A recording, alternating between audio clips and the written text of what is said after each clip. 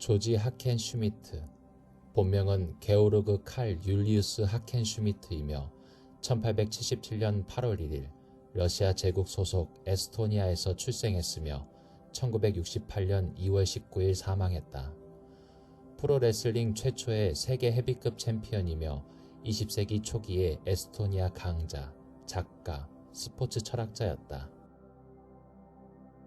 하켄 슈미트는 에스토니아 탈린, 당시 러시아 제국의 일부에서 프로 경력을 시작했으며 1899년 파리에서 열린 대회 이후 언론에서 러시아 사자라는 별명으로 자주 언급되었다. 하켄 슈미트는 중년과 이후 대부분의 삶을 영국 런던에서 보냈으며 제2차 세계대전 이후 영국 국적을 가지게 되었다. 프로레슬링 버전의 베어 허그를 만든 사람으로 여겨지며 핵스쿼트를 대중화시킨 사람으로도 알려져 있다. 또한 하켄 슈미트는 벤치프레스의 창시자로 알려져 있기도 하다. 인상적인 힘, 체력, 유연성으로 유명했다. 말년에 신체 문화, 훈련, 철학에 관한 많은 책을 쓰게 된다. 하켄 슈미트는 1877년 8월 1일 에스토니아 타르투에서 발트의 독일인 게오르그 프리드리히 하인리히 하켄 슈미트와 에스토니아 및 스웨덴 혈통인 이다 루이스 요한손의 장남으로 태어났고 남동생 브루노와 여동생 앨리스가 있었다. 알려진 바로는 하켄 슈미트의 부모님 중 누구도 특별히 키가 크거나 특이한 신체적 특징을 가지고 있지 않다고 말했지만 외할아버지가 거대하고 강력한 사람이었다고 한다. 하켄 슈미트는 어린 시절부터 체육관의 장점을 살린 중등과학학교에서 특히 신체 발달에 전념했다. 사이클, 체조, 수영, 달리기, 점프, 역도에 있어서 발군의 실력을 자랑했다고 한다. 작은 말을 땅에서 들어올리고 한 손으로 276파운드, 125.19kg을 들 수 있었기 때문에 그의 힘솜씨는 선생님들을 놀라게 했다. 335파운드, 151.95kg의 바벨을 바닥에서 가슴까지 잡아당겨 머리 위에서 목까지 넘길 수 있었다. 1902년 발을 묶은 채 탁자를 100번 뛰어넘기도 했고 역도에서도 여러 기록을 세웠으며 세계에서 가장 힘이 세고 가장 발달한 사람으로 여겨졌다. 1895년 학교를 졸업한 하켄 슈미트는 탈린시에 있는 대형 엔지니어링 회사인 로우스만 공장의 대장장이의 견습공으로 들어갔다. 그리고 이 도시의 육상 및 사이클 클럽에 가입해 열렬한 사이클 선수가 되어 수상도 했지만 레슬링과 역도에도 깊은 관심을 갖게 되었다. 그의 인생의 전환점은 1896년 하켄 슈미트의 동료 그레코로만형 레슬링 선수이자 강자인 게오르그 루리히가 작은 회사와 함께 이 지역을 순회하며 모든 참가자들과 레슬링 경기를 하면서 찾아오게 된다. 여기서 하켄 슈미트 역시 도전했지만 루리히에게 패배했다. 1897년 말에서 1898년 초 하켄 슈미트는 공장에서 경미한 손부상을 입고 치료를 위해 블라디슬라프 크라이에프스키 박사를 만나게 된다. 크라이에프스키는 블라디미르 알렉산드로비치 대공과 함께 상트페테르부르크 체육 및 사이클 클럽의 창립자였다. 크라이에프스키는 하켄 슈미트의 팔을 관찰하던 중 프로레슬러가 될 가능성을 보고 세계에서 가장 강한 사람이 될 가능성이 있다며 상트페테르부르크로 올 것을 제안했다. 부모님의 반대에도 불구하고 하켄 슈미트는 1898년 봄 상트페테르부르크로 떠났다. 이후 크라이에프스키 학교에서 훈련을 받았고 조르즈 드 리보피에르 백작의 지원을 받았다. 같은 해 4월 학교 클럽에서 러시아 챔피언 타이틀을 놓고 역도 대회를 조직했고 하켄 슈미트가 우승하게 된다.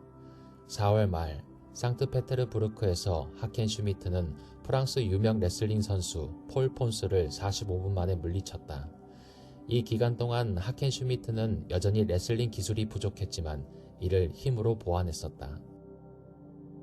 그리고 1898년 여름 하켄 슈미트는 세계 역도 선수권 대회와 유럽 레슬링 선수권 대회에 참가하기 위해 비엔나로 떠났다. 역도 선수권 대회는 한 손 인상, 덤벨 2개 동시 누르기, 군사 스타일의 한 손 누르기, 군사 스타일의 두 손 누르기, 스트래들링 스타일의 한 손 누르기 등 10개 종목으로 구성되어 있었고, 여기서 하켄 슈미트는 스트래들링 스타일로 한 손 누르기, 군사 스타일로 한 손 누르기, 군사 스타일로 두 손 누르기 종목에서 3위를 차지했고, 레슬링 선수권 대회에서는 그레코로만형 오픈급 경기를 참여해 우승을 차지했다. 그러던 중 1899년 1월 군대에 입대하게 된다. 프레오브 라젠스키 연대에 배속되었으며 5개월 뒤인 그해 5월 16일 5개월간의 군복무를 마치고 하켄 슈미트는 1899년 5월 19일 러시아 챔피언 타이틀을 놓고 알렉산더 폰 슈멜링을 물리치며 러시아 챔피언이 되었다. 같은 해 9월 팔 부상에도 불구하고 하켄 슈미트는 세계 레슬링 선수권 대회를 위해 파리로 떠나게 된다. 그곳에서 러시아 사자라는 별명을 얻게 된다. 몇 경기를 치른 후 부상이 악화되어 집으로 돌아온다. 의사들은 6개월 동안 전기 치료를 실행했지만 오히려 상태를 악화시키게 된다. 이후 1900년 5월 하켄 슈미트는 웨이트 트레이닝에 전념하게 된다.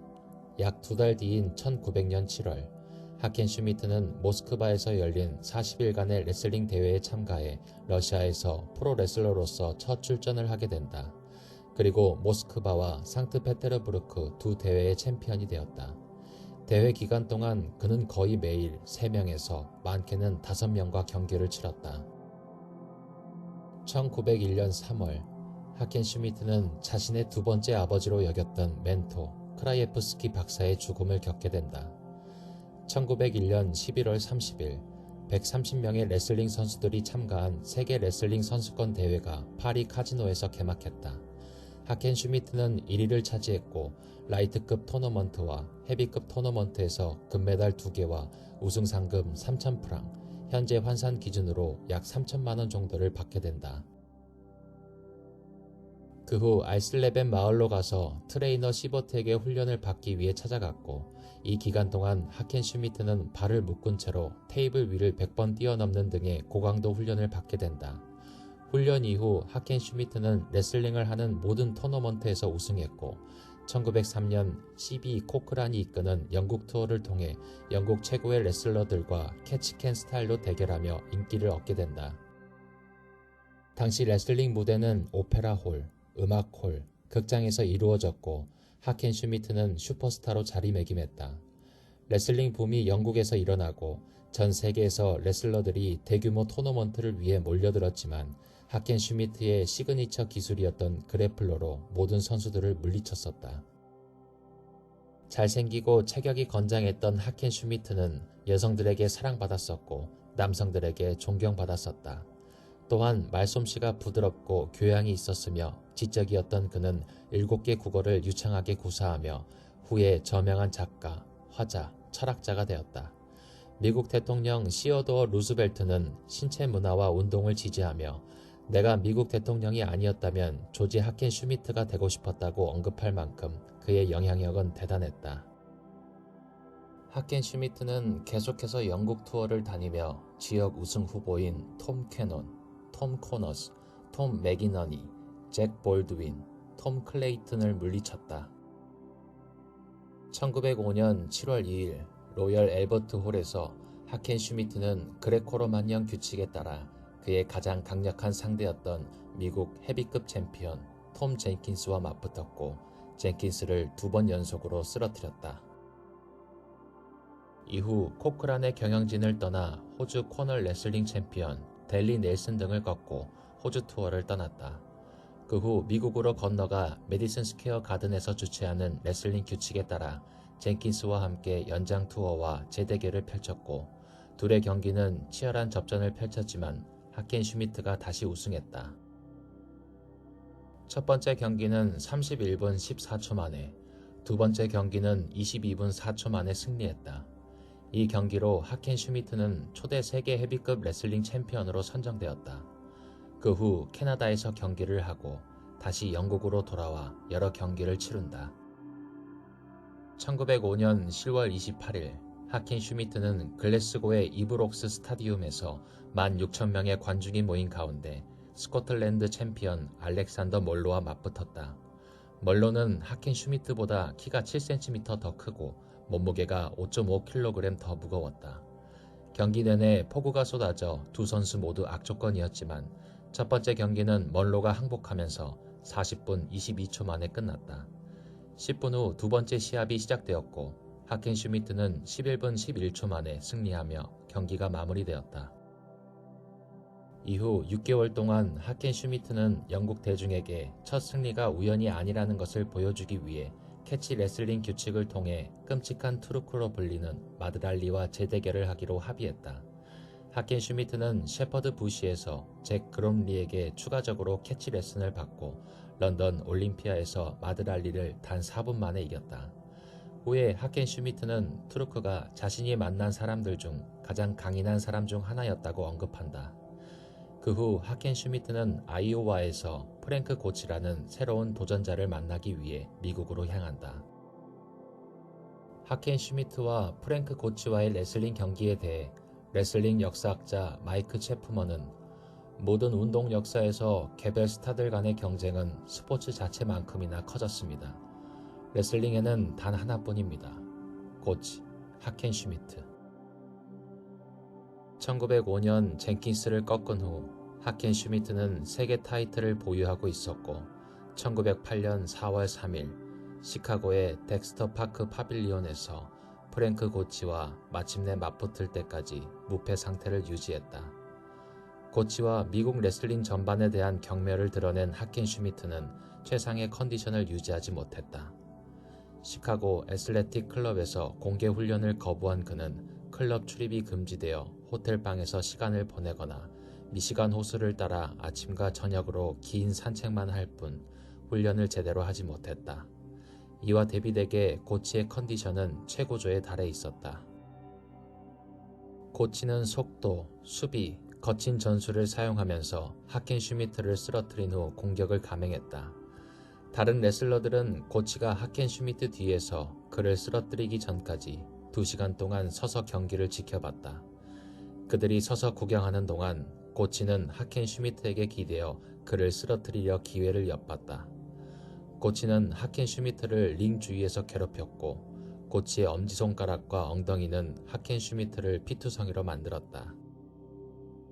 경기 도중 고치는 하켄슈미트의 코를 주먹으로 때리기도 했다. 하켄슈미트는 고치의 반칙 전술에 대해 심판에게 불만을 제기하며 고치의 몸에 발린 기름을 제거하기 위해 샤워를 해야 한다고 요청했지만 심판은 불만을 무시하고 거부했다. 경기는 하켄슈미트가 로프에 부딪히면서 2시간이 지날 때까지 계속되었다. 고치는 하켄슈미트를 밧줄에서 떼어내어 쓰러뜨리고 3분 동안 그의 위에서 하켄슈미트의 발가락을 잡으려고 노력했다. 하켄슈미트는 이 홀드를 피하는 훈련을 받았었고 버티면서 기회를 노렸지만 끝내 그는 세계 선수권 대회를 고치 씨에게 양보합니다라고 말하며 일어나서 고치의 손을 흔들어줬다. 그리고 링으로 돌아가기를 거부하고 심판에게 고치를 우승자로 선언하나 말하며 타이틀을 포기한다. 처음에 하켄슈미트는 고치를 지금까지 만난 사람들 중 가장 위대한 사람이라 말했고 근육이 닳아 발이 부러진 것을 설명하며 이길 수 없다는 것을 알고 경기를 포기했다고 말했지만 나중에 고치와 미국인들에게 자신의 의견을 뒤집었다. 미국에서 고치에게 반칙을 당하고 피해를 입었다고 주장하며 유럽에서 재대결을 촉구했다. 1907년 8월 하켄슈미트는 무릎에 통증을 느껴 재활을 위해 러시아로 갔으나 무릎을 완치하지 못하고 영국으로 돌아왔다. 이때 4명의 강력한 라이벌 레슬러가 등장하는데 콘스탄트 르 마린, 스타니슬라우스 즈비슈코, 이반 포드드브니, 그리고 조 로저스였고 4명 모두 하켄슈미트에게 도전장을 내밀었다. 하켄슈미트는 영국 포드드브니와 경기에서 스타니슬라우스 즈비슈코하고도 대결했으나 즈비슈코가 승리했다. 조 로저스는 당시 폐혈증으로 인해 경기에 출전할 수 없었지만 1908년 2월 6일 옥스퍼드 미국 뮤직홀에서 경기를 치렀고 하켄슈미트가 승리했다. 하켄슈미트는 스타니슬라우스 즈비슈코와 재대결을 할 예정이었지만 무릎 문제로 인해 경기를 취소했다. 경기를 취소하고 곧바로 하켄슈미트는 아헨으로 가서 무릎 수술을 받은 후 오랜 회복 과정을 가지게 된다. 재활 과정에서 하켄슈미트는 자신이 관심을 가졌던 유일한 상대는 프랭크 고치였다고 말했다. 이후 1911년 9월 4일 시카고에 새로 개장한 코미스키 공원에서 하켄 슈미트와 고치는 다시 경기를 펼치게 된다. 당시 약 3만 명의 관중과 8만 7천 달러의 입장료가 모였다. 재대결은 하켄 슈미트의 패배 이후 자신의 주요 훈련 파트너인 롤러 박사와 스파링 도중 무릎을 다쳤고 자신이 핸디캡을 가지고 경기에 임했다고 주장해서 프로레슬링 역사상 가장 논란이 많고 화제가 된 경기 중 하나였다. 몇 년 후 프로레슬러 에드 산텔은 루 테즈에게 고치의 후원자들로부터 훈련 중 하켄 슈미트를 무력화시키고 사고처럼 보이게 하기 위해 5,000달러를 받았다고 주장했다. 그러나 하켄 슈미트 자신에 따르면 그 부상은 그의 스파링 파트너인 롤러가 하켄 슈미트를 무릎 위로 내려앉히려고 할 때 실수로 부상을 입혔다고 주장했다. 당시 하켄 슈미트는 경기 전날 내 목숨을 걸고 레슬링할 자격이 있다며 내 컨디션에 만족하고 결과에 확신이 있다고 선언하면서 자신의 무릎 문제에 대해 별 문제가 없다고 주장했다. 경기 당일 고치는 이를 이용해 단 20분 만에 직선 낙하로 하켄 슈미트를 이겼다. 고치는 특유의 발가락 홀드로 경기를 마무리했고 이로 인해 하켄 슈미트는 승리를 양보할 수밖에 없었다. 고치에게 두 번째 패배를 당한 후 영국으로 돌아온 하켄 슈미트는 다음 6월에 열릴 스타니슬라우스 즈비시코와의 경기를 준비하고 있었지만 운동을 시작했을 때 오른쪽 무릎의 통증이 너무 심해 걷는 것조차 고통스러워했다. 수술이 필요했지만 하켄 슈미트는 그 시점에서 은퇴를 결심하고 철학, 신체 문화, 정원 가꾸기에 더욱 관심을 갖게 된다. 하켄 슈미트는 역도 분야의 선구자였다. 그는 자신의 이름을 딴 핵스쿼트라는 운동을 발명했고 벤치프레스와 같은 현대에서 흔히 볼 수 있는 다양한 유형의 리프트를 대중화하는 데 도움을 주었다. 또한 하켄 슈미트는 1909년 레슬링의 완전한 과학, 1935년 마음과 영혼에 대한 인간과 우주의 적대감, 1937년 피트니스와 당신의 자아, 의식과 인격, 실체, 개성, 성격, 비존재, 1941년 건강과 체력을 유지하는 방법, 세 가지 기억과 망각에 대한 진정한 정의, 그들이 무엇이며 인간 삶에서 진정한 의미는 무엇인가요? 등의 책을 썼다. 그리고 하원 의원들에게 체육 교육을 가르쳤으며 1948년 런던에서 열린 미스터 유니버스 쇼에서 심사위원으로도 활동했다. 이후 하켄 슈미트는 세인트 루이스 병원에 입원해 있었고 1968년 2월 19일 런던 교회 덜 위치에 있는 프란시스 병원에서 향년 90세의 나이로 사망했다. 웨스트 노우드 묘지에 화장되었으며 기념 명판에는 조지 하켄 슈미트로 기록되어 있다. 제1차 세계대전 당시 하켄 슈미트는 아내와 함께 베를린에서 독일 제국 당국에 의해 억류되었다. 레슬링 선수였던 그의 동생 브루노도 독일에서 체포되어 포로로 잡혀 사망했다. 제2차 세계대전 동안 하켄 슈미트는 프랑스 남부의 가정집에서 아내와 함께 살기도 했다. 이후 1939년 프랑스 시민권을 취득한 후 1946년에 영국인이 되었고 런던 사우스 노우드에서 프랑스인 아내 레이첼과 함께 살았다. 하켄 슈미트는 탈출 마술의 대가였던 해리 후디니와 극작가 조지 버나드 쇼와 인연이 있었다. 하켄 슈미트는 평생 동안 자신의 식단에 엄격한 주의를 기울였다. 그는 술, 커피, 담배를 금하고 성관계를 자제할 것을 권고했다. 1904년 하켄 슈미트는 럼프 스테이크를 자신이 가장 좋아하는 요리라고 말했었다. 찰스 비 코크라는 한때 하켄 슈미트를 피카딜리에 있는 자신의 아파트에 식사하도록 초대한 적이 있다고 회상했는데 코크라는 하켄 슈미트가 8에서 9개의 달걀, 포터하우스 스테이크, 그리고 까망베르 치즈 1개를 먹었다고 당시 모습을 회상했다. 하켄 슈미트는 레슬링 경력이 절정에 달했을 때 고기를 꽤 많이 먹는 사람으로 알려져 있었고 간식으로 스테이크와 달걀 6개를 먹곤 했지만 통조림 음식은 먹지 않았다. 1906년 하켄 슈미트는 한 인터뷰에서 현재 자신의 고기 섭취량을 줄였으며 일반적인 식사로는 완두콩 스프, 고기, 채소, 대왕 타르트가 있다고 말했다. 이 기간 동안 하켄 슈미트는 채식주의자가 된 것은 아니었지만 육류를 줄이고 견과류를 포함한 신선식품을 더 선호했었다. 하켄 슈미트는 훈련을 위해 하루에 11파인트, 약 5.2리터의 우유를 마셨다고 했다. 그러나 이것은 나중에 논란이 되었고 이후 하켄 슈미트는 아톨 오클리에게 처방된 우유의 양이 잘못 인쇄된 것이라고 해명하기도 했다.